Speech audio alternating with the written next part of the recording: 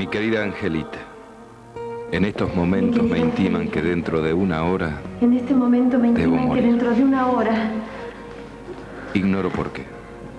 Debo morir.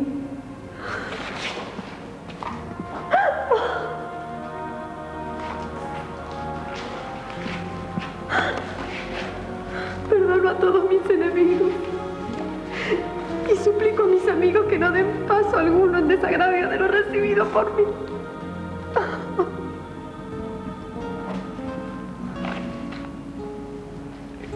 Mi vida. Educa a esas amables criaturas y sé feliz, ya que no lo ha podido hacer junto a este desgraciado. Mi querida Isabel, te devuelvo los tiradores que hiciste a tu infortunado padre. Papá.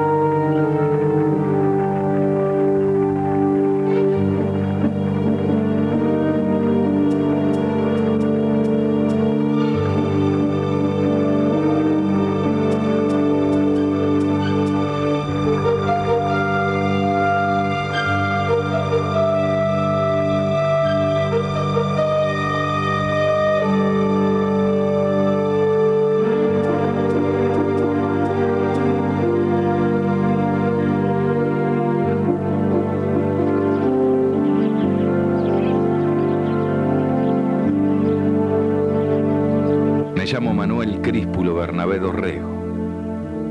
Hijo de una porteña y de un portugués, nací en Buenos Aires el 11 de junio de 1787. Mientras estudié Derecho en la Universidad de Santiago de Chile, participé en las revueltas estudiantiles que terminan con la renuncia del gobernador García Carrasco. Premian a Dorrego por sus servicios, nombrándolo capitán del Ejército de Granaderos. Le regalan además una medalla con la inscripción: Yo salvé la patria, Chile a sus primeros defensores. Esto hará que aumenten en él sus ansias revolucionarias y desde entonces su principal objetivo va a ser entrar en el ejército patrio. Entonces Dorrego vuelve a Buenos Aires. Es un joven de poco más de 20 años, simpático, vital y muy buen mozo.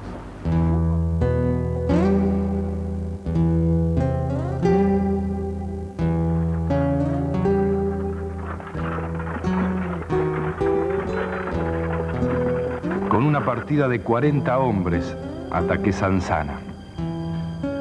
Nuestras bajas fueron 3 hombres y 1 herido. Ellos sufrieron 14 bajas, 2 heridos y nos hicimos de 6 prisioneros. En ese tiroteo fui herido por vez primera.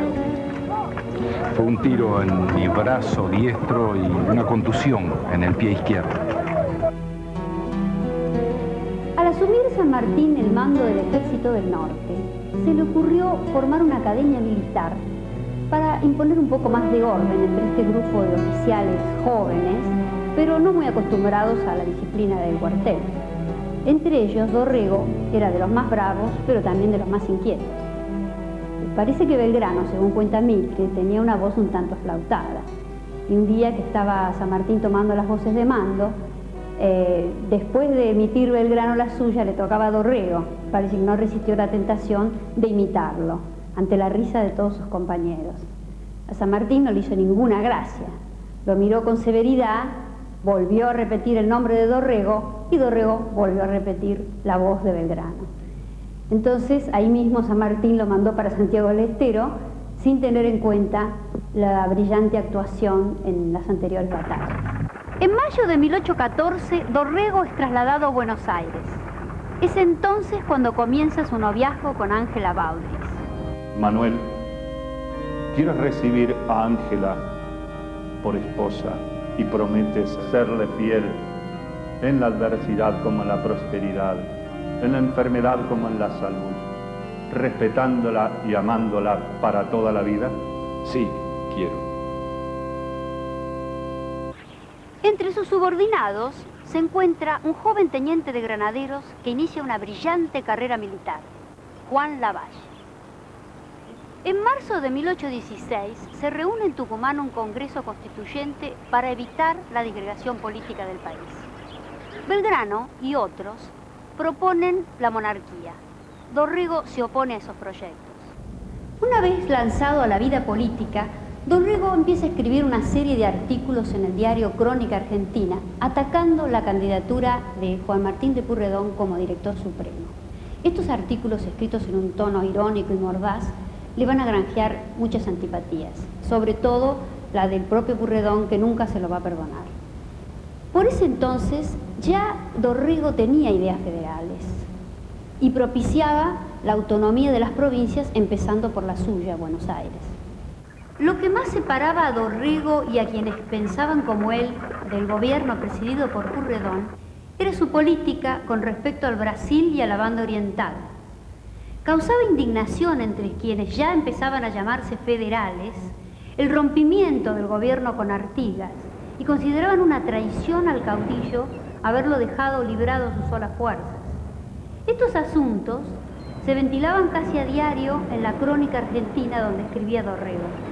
El gobierno, entonces, para tratar de acallar a la oposición, saca una ley suspendiendo las garantías individuales. Una de las primeras víctimas será Dorrego. Como de nada valieron los pedidos de sus compañeros oficiales pidiendo su restitución en el cargo, me decidí y escribí a la Junta de Observación. Hace 29 días que mi marido está preso, sin que se le haya tomado declaración ni confesión alguna. ¡Reclamo un juez para la causa! ¡Ay, pero si ni siquiera puede ejercer su defensa! Porque desconoce los motivos de su detención. La hazaña de estas medidas quizá pueda explicarse en el relato que hace Vicente Fidel López de esta entrevista entre Pueyrredón y Dorrego. Al decirle Pueyrredón: coronel, tenga en cuenta que está hablando con un superior, Dorrego con arrogancia le contesta: no sé en qué batalla nos hemos visto juntos, brigadier. Hasta Pueyrredón nos hace la afrenta de enviarnos un decreto acordándonos la mitad del sueldo de mi marido como pensión para mí y mi hija.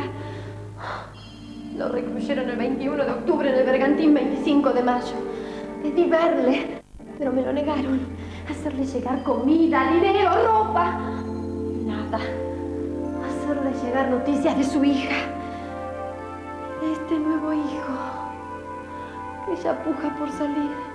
Y después de tenerlo incomunicado varios días, sin permitírsele ni siquiera cambiar de ropa, lo embarcan en la goleta Congreso con rumbo a Cuba. Claro, el capitán tenía sus planes. Esto es dedicarse al contrabando en Jamaica. Fuimos capturados por una flota inglesa y procesados por piratería. ¿Cómo podía alegar inocencia si me habían sacado todo? Hasta mis documentos. 3 de los jueces del tribunal que nos juzgaba votaron por mi ahorcamiento. Y cuando ya creí que estaba todo perdido y todo terminado para mí, los ingleses me expulsaron y terminé acá, recalando en la ciudad de Baltimore. Ahora que el directorio se derrumba inexorablemente, la esperanza de tu retorno, amor mío, refuerza mi coraje. La publicación de tus cartas han ocasionado gran revuelo. El enemigo sabe que no ha logrado amedrentarte. Sepan los nobles y valerosos habitantes de esos pueblos que mi único delito es no haber querido desertar cobarde y traidoramente de las banderas de su libertad y de su independencia.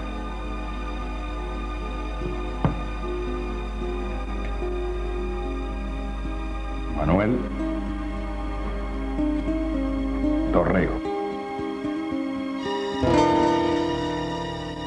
Al coronel Manuel Dorrego lo fusilaron porque era un hombre peligroso en la medida que era un hombre que había madurado.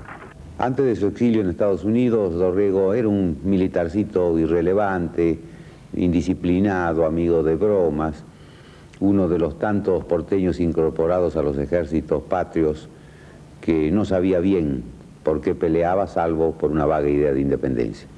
Después de su destierro en Estados Unidos, Dorrego viene madurándose y llega a su sazón en 1828. Es el único dirigente federal porteño que goza de la confianza de los dirigentes del interior.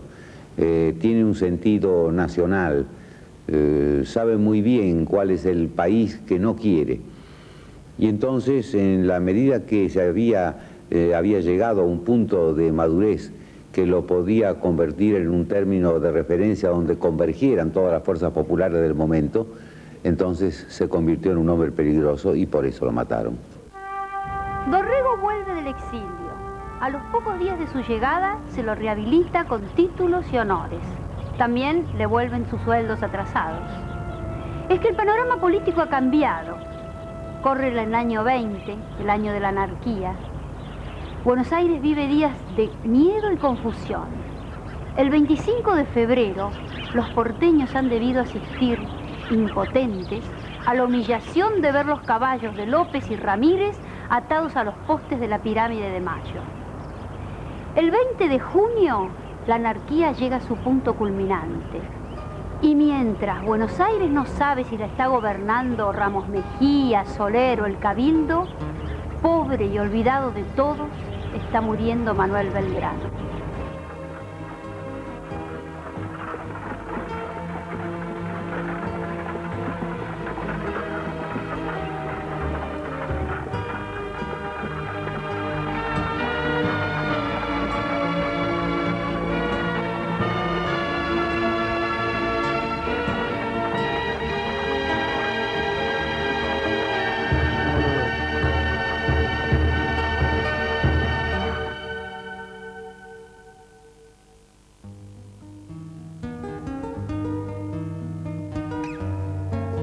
A usted lo mataron, don Manuel Críspulo Bernabé, porque encarnaba la soberanía popular.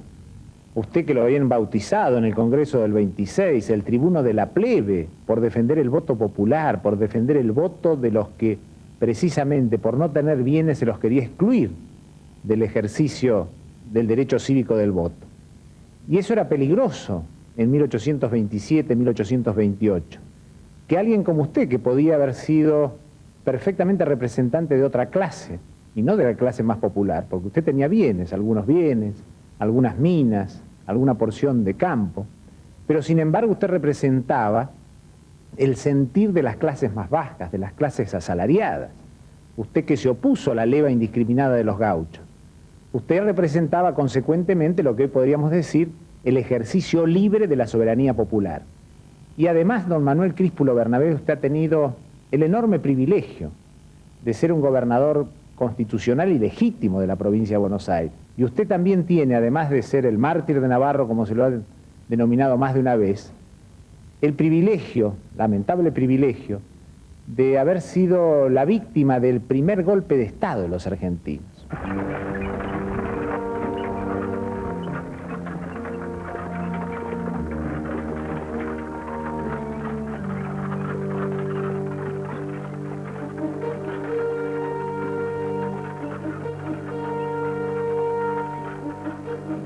Dorrego es partidario del sistema republicano federal, pero Valentín Gómez se opone abiertamente diciendo que si el Congreso sanciona el federalismo, habrá sancionado la ruina del país.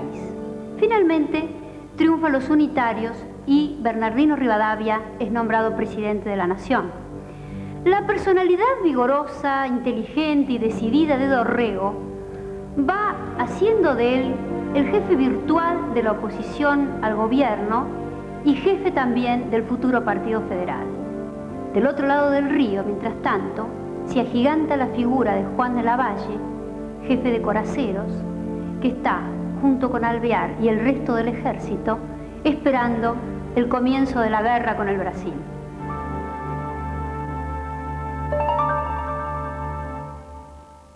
A usted lo mataron por esas razones que dieron aquellos miembros de la logia que decidió su muerte. Decían que usted era la primera cabeza de la hidra con la cual había que terminar. Y también aquel embajador Lord Ponsonby que vino al Río de la Plata con 2 misiones. La primera, crear un estado tapón entre Brasil y la Argentina. Y segundo, terminar con su proyecto. Está dicho por sus adversarios y también por sus amigos. Aquel general San Martín que vino a nuestras playas y no quiso desembarcar para no legitimar a quienes lo habían derrocado y mandado matar. Me han llamado a un honroso pero arduo destino. Mis medios de acción serán de religiosa obediencia a las leyes, energía y actividad en el cumplimiento de ellas y deferencia racional al consejo de los buenos. Seré profundamente respetuoso de la opinión pública y no aumentaré mi desgracia empleando la fuerza en repelerla o la intriga y la tenacidad en adormecerla. Espero la consonancia de todos los amantes del orden y de la prosperidad de nuestra patria. Sin tal auxilio, mis deseos serán estériles y mis esfuerzos impotentes. Por el altísimo índice de inflación, Prohibiré al Banco Nacional la emisión de papel moneda. Prohibiré la salida de oro y plata. Para ayudar a los más pobres, pondré precios máximos al pan y a la carne. Sacaré a los especuladores del Banco Nacional y restableceré la Tesorería General de la provincia. Pagaré un servicio del empréstito rivadaviano con la Baring Brothers, que tanto pesa sobre nuestras finanzas. Y voy a declarar extinguidos todos los derechos de exportación de los cueros y de la carne salada. Necesitamos la paz. La paz. No podemos continuar con esta guerra. Rivadavia ha dejado el país en esqueleto. No hay ni un gramo de pólvora, ni con qué comprarla. Y lo mataron porque era un personaje incómodo para la política porteña de la época. Había participado de la lucha facciosa que siguió a la Revolución de Mayo, pero él aprendió en Estados Unidos que era necesario crear un nuevo sistema de Estado para que la sociedad se hiciera más igualitaria, para que el poder del centro, que era Buenos Aires, no aniquilara el poder de las provincias. Para colmo, se apoya en sus ideales en el grupo popular, y esto es peligroso para la gente de poder, de modo que finalmente va a terminar enfrentado y siendo detestado por muchos grupos, por los rivadavianos, porque pretende recortar el poder de Buenos Aires y apoyarse en los pobres, pero también por aquellos que van a levantar su bandera, por los rosistas, que en el fondo desconfían de este hombre que quiere un federalismo, sí, pero doctrinario, y no la dictadura. Son gente esta que necesita el poder para el reparto de tierras, y que en definitiva son recién venidos a la idea federal. Esto explica el drama del cual será el responsable Lavalle. Pero Dorrego es la víctima porque representa muchas otras cosas. cosas que han quedado pendientes en la Argentina. Ese federalismo popular que retomó Alsina y que retomó años más tarde Leandro Alem, creo que todavía es algo pendiente.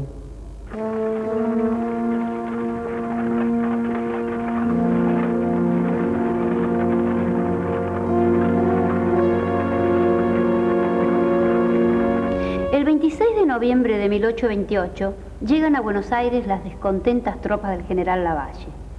El ambiente entre unitarios y federales estaba muy caldeado desde las elecciones del 4 de mayo, en que se habían producido graves disturbios. La sociedad se conmovía desde la superficie al fondo.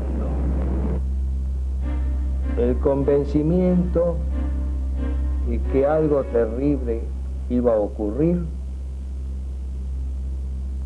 estaba en todas las conciencias. La catástrofe estalló el 1 de diciembre.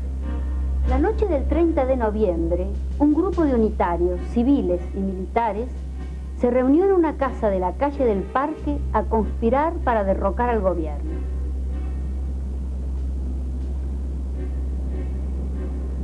Hay que tener en cuenta que en ese momento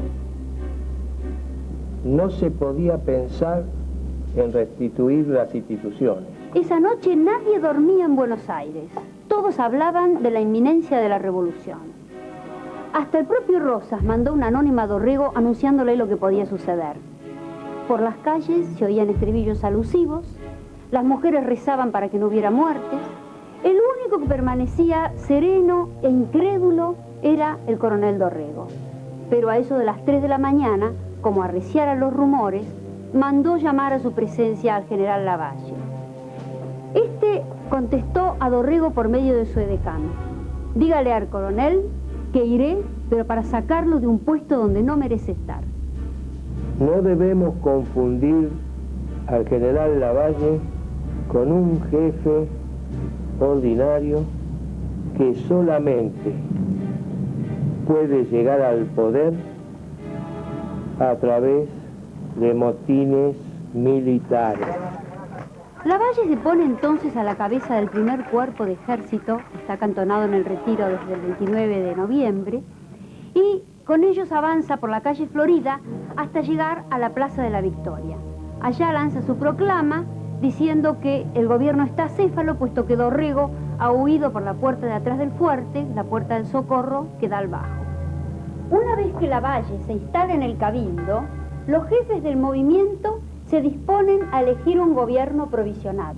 Lo más selecto del pueblo de Buenos Aires se reunió en asamblea popular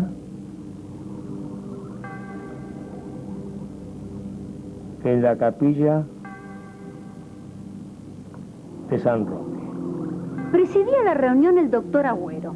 Como hacía muchísimo calor en esa mañana del 1 de diciembre en Buenos Aires, pronto la capilla de San Roque, atestada de gente, les quedó chica y tuvieron que pasar al vecino templo de San Francisco.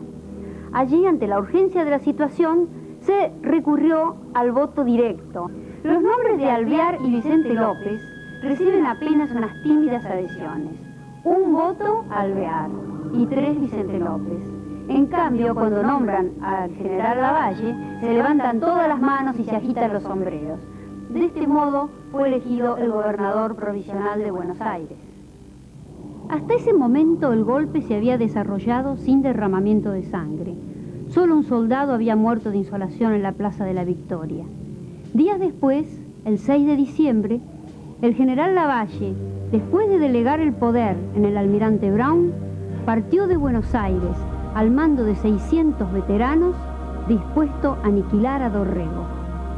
Lavalle creyó que haciendo un tremendo ejemplo, dominaría las masas que levantaban los pueblos con su algazara salvaje. Alucinado, pensando que si desaparecía el coronel Dorrego todo terminaría, se olvidó de una cosa: las ideas, malas o buenas, no se degüellan. Su eliminación ha sido demasiado brutal, su muerte quizás ha sido innecesaria, pero ha sido beneficiosa para una serie de personajes históricos. Ante todo, supongo, ha sido beneficiosa para el unitarismo porteño que deseaba eliminarlo a usted. Lo eliminó torpemente sin ver que quizás usted era el freno al principal enemigo que ese unitarismo porteño estaba por tener, esto es el brigadier general Juan Manuel de Rosas. Y Rosas lo mira a usted como una figura incómoda, porque Rosas en última instancia es el hombre que se visualiza a sí mismo como destinado a suplantarlo a usted, a sucederlo en el gobierno. Rosas no es un caudillo dispuesto, digamos, a llevar roles secundarios en la historia, sino que lo que él va avisorando es un camino inexorable hacia el poder en el cual usted es un escollo más. Hay una clase, digamos, oligárquica, aristocrática, patricia, que está sus intereses culturales están en una ligazón muy profunda con Francia, y sus intereses económicos están en una complementación económica con Gran Bretaña, considerando a Gran Bretaña como taller del mundo, exportador de manufacturas, la Argentina importadora de manufacturas y proveedora de materias primas. Este proyecto era un proyecto que se veía no impedido, pero sí incomodado al menos por el plebeyo Coronel Dorrego, un hombre que dice gobernar en nombre del federalismo y efectivamente lo hace, pero sin satisfacer las ansias hegemónicas de Buenos Aires sobre el resto de las provincias.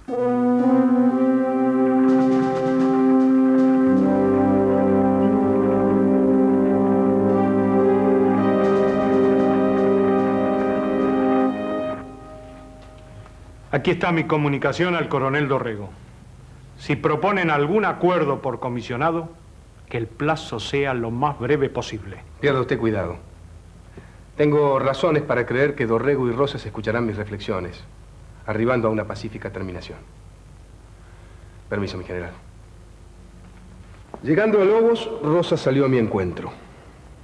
A instancias mías leyó el oficio en que Lavalle le pedía garantías.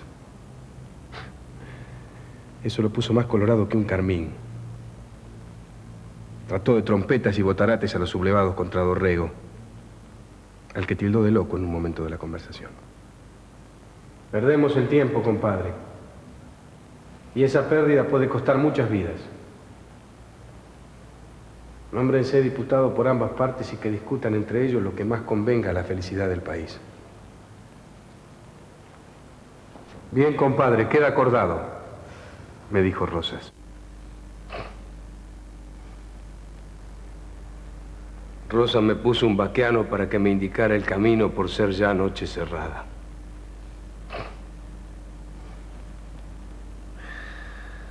Pero el pícaro de mi compadre Rosas lo había perfectamente instruido para que fingiera que había perdido el camino. De regreso a Navarro vino el aviso de estar el ejército de Dorrego y Rosas acabado de acampar frente al nuestro. En ese momento se empezaron a sentir los primeros tiros. A pesar de que las fuerzas enemigas eran muchísimo más numerosas que las nuestras, a la voz de Adegüello, la infantería enemiga fue hecha pedazos. Los artilleros quedaron lanceados al lado de sus cañones. Toda la indiada y demás caballada de Rosas fue acuchillada y lanceada. Sufrido el contraste de Navarro, el día 9 de diciembre Dorrego y Rosas habíanse puesto en salvo para el norte. Dorrego intentaba apoyarse en el cuerpo de húsares. Rosas se había opuesto a que se presentaran ante dicho cuerpo recelando de su fidelidad. El gobernador Dorrego no hizo caso de los consejos de Rosas. Se vio con el teniente coronel Escribano y fue arrestado por este y el mayor Hacha. Y fue conducido por estos a Navarro prisionero. Ambos militares debían a Dorrego sus ascensos.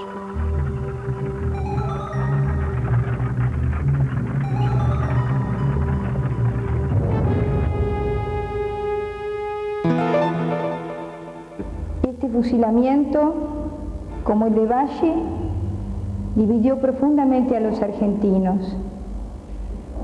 Esta muerte, como otras muertes, avivaron pasiones y nos enfrentaron.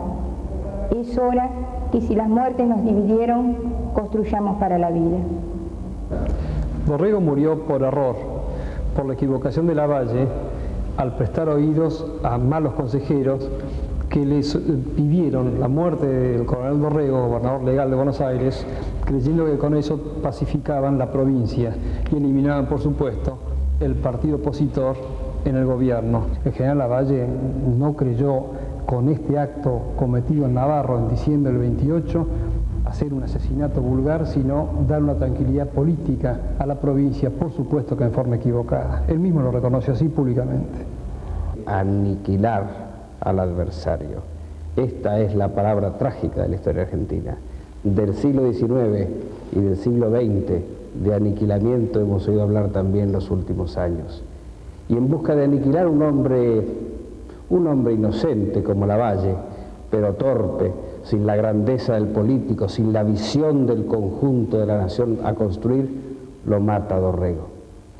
¿Se murió Dorrego inútilmente? Esta muerte de Dorrego es seguramente la que está en aquel preámbulo de nuestra Constitución que dice consolidar la paz interior.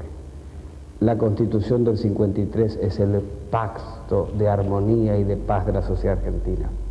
Tal vez sin Dorrego, sin la muerte de Dorrego, no habría sido tan patente, tan necesario esto, y no se habría hecho tan claro que la Argentina o se construye desde la paz, desde la conciliación, o no existe.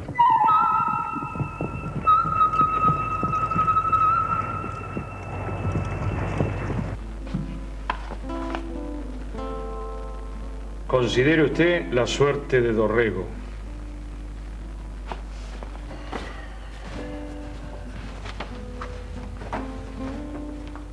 Mire usted que este país se fatiga hace 18 años en revoluciones sin que una sola haya producido un escarmiento. Una revolución es un juego de azar en el que se gana hasta la vida de los vencidos.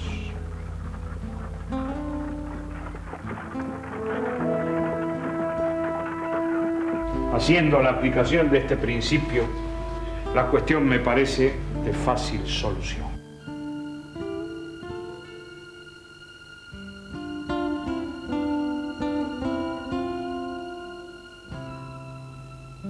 Vea, Dorrego, yo creo que a usted lo mataron porque usted se anticipó a su tiempo.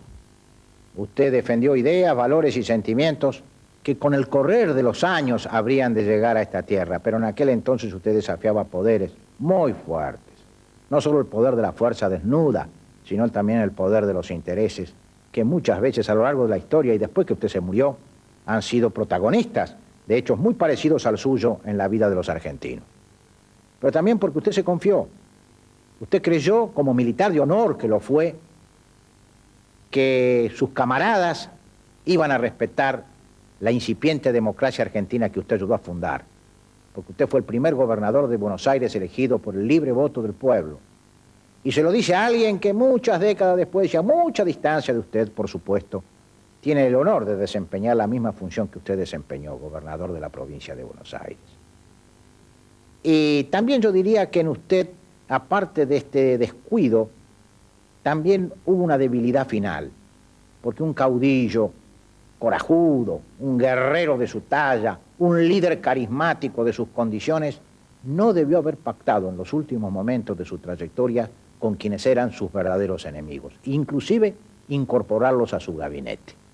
Si usted volviera a vivir entre nosotros, Dorrego, yo creo que usted se anticiparía, sí, a los tiempos, porque esa es la condición del verdadero líder político, pero lo haría de forma tal de neutralizar también las corrientes que se oponen a las innovaciones, a los cambios, a la democracia, al federalismo y al populismo, para decirlo de alguna manera, que fue encarnado por usted en su momento. Y también tampoco caería en la puerilidad de confiar demasiado en la palabra de los hombres con poder. ¿Qué desea la Madrid? Permiso para ver al coronel Dorrego no bien llegue al campamento. Me ha hecho llegar esta esquela solicitándomelo.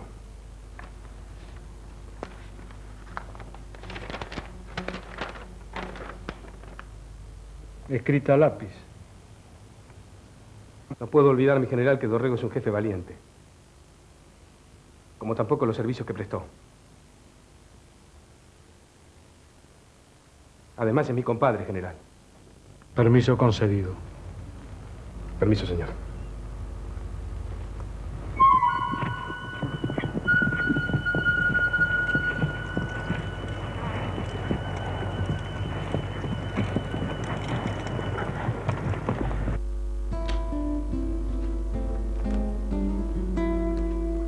Diciembre 12, 10 de la noche. Después de la sangre derramada en Navarro, el proceso del que la ha hecho correr está formado. Es la opinión de todos sus amigos de usted. Piense que 200 y más muertos y 500 heridos deben hacer entender a usted cuál es su deber. Cartas como estas se rompen. Juan Cruz Varela.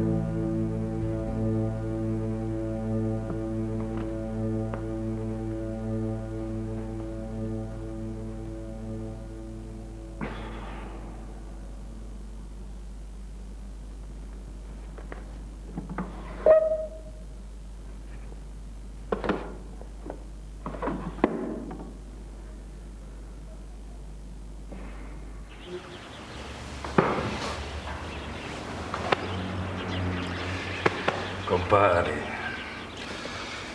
quiero que usted me sirva de empeño en esta vez para con el general Lavalle, a fin de que pueda permitirme un momento de entrevista con él. Le aseguro que todo quedará arreglado pacíficamente y que se evitará cualquier efusión de sangre. De lo contrario, temo que correrá alguna. Lavalle tiene que oírme, compadre.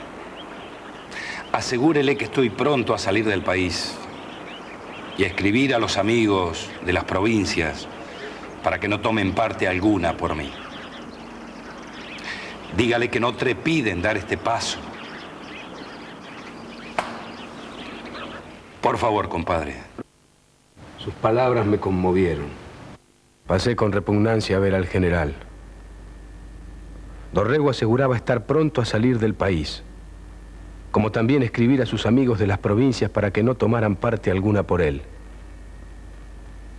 Daba por garantías al ministro inglés y al norteamericano señor Formes.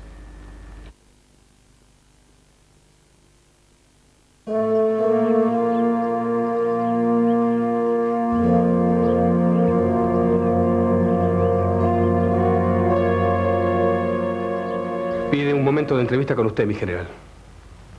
Y no puedo menos que servir este empeño. Pierdo mi tiempo. General, pongo todo mi interés en que se lo conceda, a fin de que todo se arregle pacíficamente y evitar la efusión de sangre. Mire, la Madrid, no voy a discutir con usted mi negativa. ¿Pero qué pierde el señor general con oírlo un momento? Cuando de ello depende quizá el pronto sosiego y la paz de las provincias con los demás pueblos. ¡No quiero verle ni oírlo! Sentí sobre mi corazón el no haberme encontrado fuera cuando la revolución.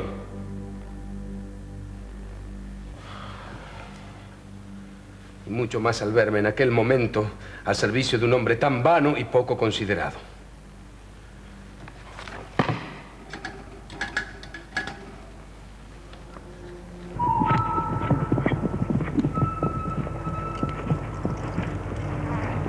Media docena de hombres que hubiesen poblado nuestros patíbulos y muerto ejemplarmente, habrían excusado millares de sacrificados y un sinnúmero de violencia.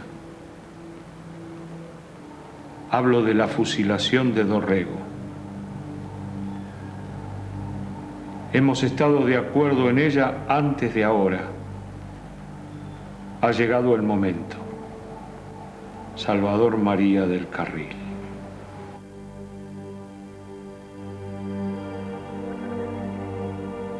No sabe Lavalle a lo que se expone con no oírme. Dificulto que el general se preste a escucharlo. Le acabo de considerar el hombre más terco. Dígale que no trepide en dar este paso por el país mismo. Voy a repetirle sus instancias, pero le pido que se tranquilice, pues no creo que deba temer por su vida. Nada temo, sino por las desgracias que sobrevendrían al país. Ya se le ha ordenado al coronel que se disponga a morir, pues dentro de 2 horas será fusilado. Y no me venga con muchas peticiones de su parte. ¿Pero por qué no le escucho un momento, aunque le fusile después? No quiero. Ya sé que Dorrego tenía sus rasgos de locura y que era de un carácter atropellado y de un genio anárquico. Pero ¿qué razón había para fusilar a dicho magistrado y menos de aquella manera? Sin oírlo, a consecuencia de una revolución, de haber sido apresado como él lo fue.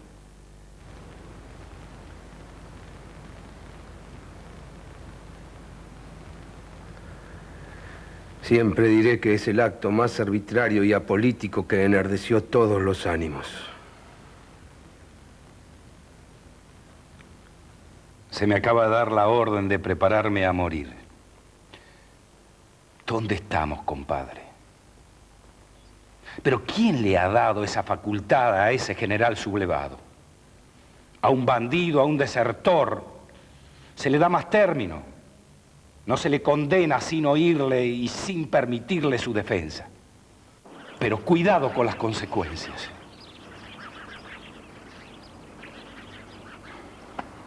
Compadre, proporcióneme usted papel y un tintero.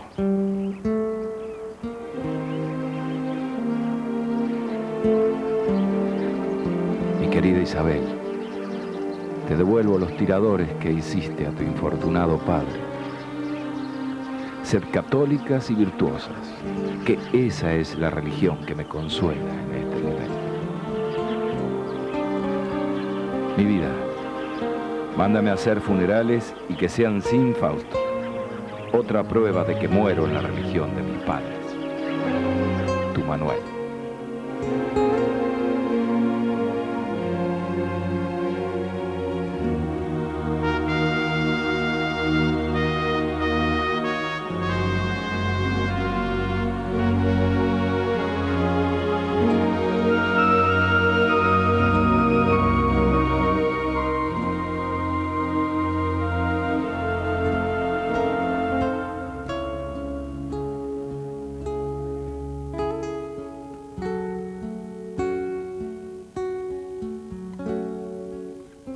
Me hizo las más fuertes instancias para que fuese a ponerme su chaqueta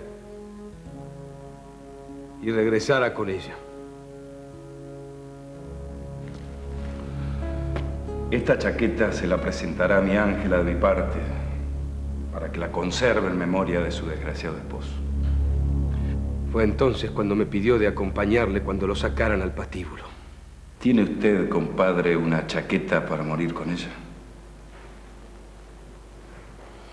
Hágame este favor, que quiero darle un abrazo al morir. No tengo corazón para acompañarlo en este trance. Se lo estoy pidiendo yo, caramba. Me falta valor, compadre. Démonos un abrazo aquí, que Dios le dé resignación.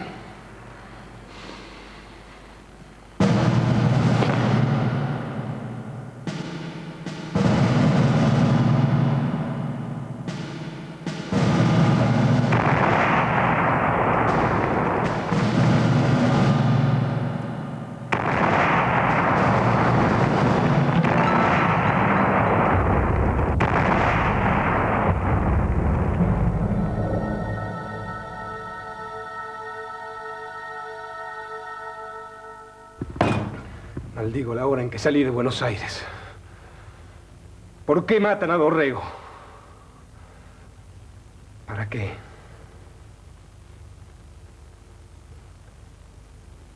Tras los muchos males que padece el país, se agrega el de una muerte inútil.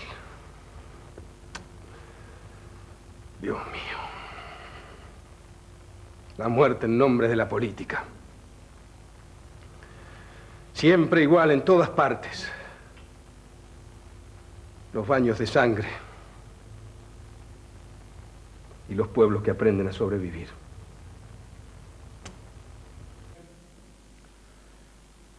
Es cierto que si yo hubiera convocado a consejo a todos los jefes para juzgar a Dorrego,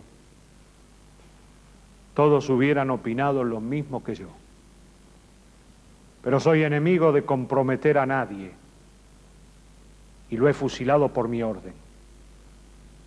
La posteridad me juzgará. Quiera persuadirse el pueblo de Buenos Aires que la muerte del coronel Dorrego es el mayor sacrificio que puedo hacer en su obsequio.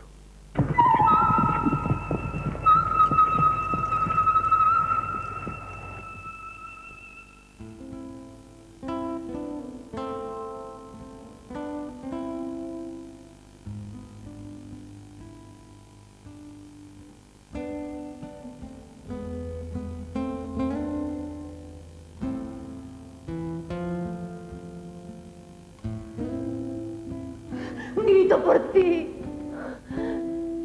Grito por mí. Por todos los que se aman. Por nosotros.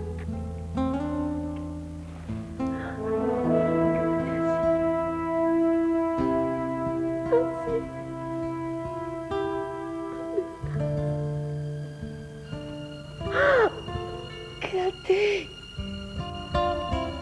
No te vayas. Pero tú no nos olvides. Solo te teníamos a ti sobre la tierra. No te vuelvas.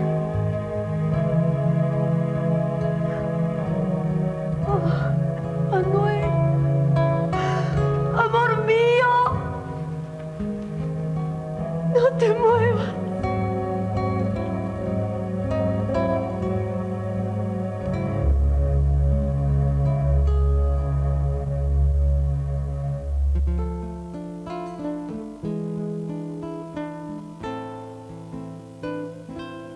Ay, cielo, cielito y cielo,